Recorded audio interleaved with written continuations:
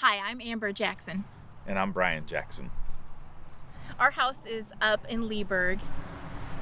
I love the rivers and the mountains and the canal.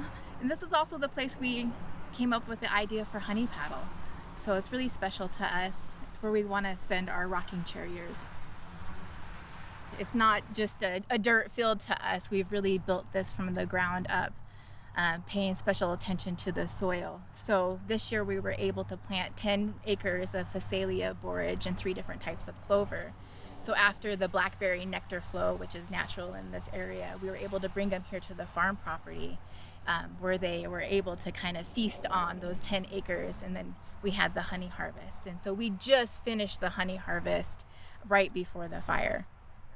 We didn't get any fire damage, but unfortunately we lost 8 hives due to the smoke. We evacuated on Tuesday along with a lot of other people, and we were able to get a few things.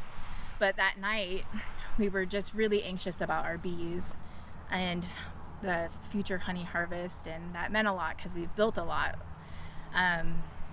So that night, we kind of came up with a plan to evacuate the bees, and with the help of another beekeeper who stepped in, Star Farm, we were able to get them out. And we had about 3 bee yards up and down the McKinsey at the time. And so we were able to reach our bee yard behind Camp Creek, and then this one here.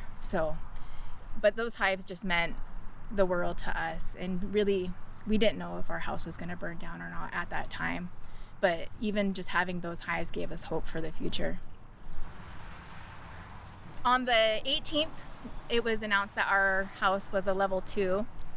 I was doing laundry at a friend's house, and Brian was at the hotel with her son. And he was so excited. He had us packed up in 10 minutes and was on his way home. So we were really felt this enormous relief to sleep in our own bed. And with that, it was a heavy heart too, knowing at that time that so many people lost their homes upriver.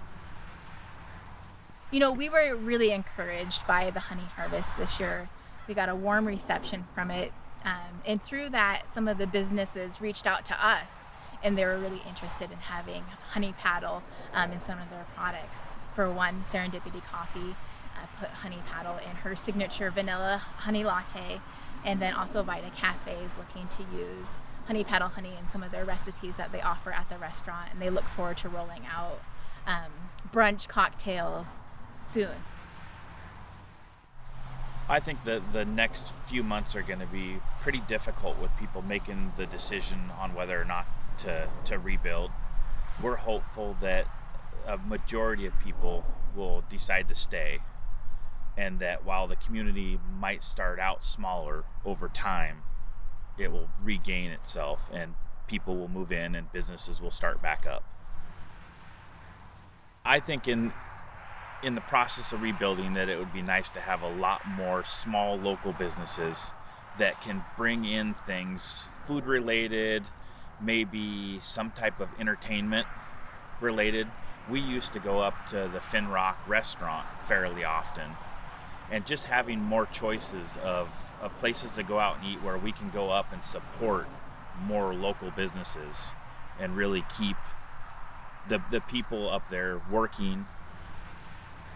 Our plans for next year, we have a lot going on, but we'd like to get our farm stand up, and then we're experimenting with different cover crops that are known honey plants. So we have some things in store for you guys, and we're really hoping that we'll have a spring honey harvest and then our summer one as well. Ultimately, what we want to see is more businesses up the river supporting each other and purchasing each other's products to grow their business. We're really drawn to the agritourism angle. We enjoy going out to a farm and having a glass of cider. We've played around with making our own mead and cider at home, and think that would be really something that would contribute to the area and would be a draw for people coming up the McKinsey as well.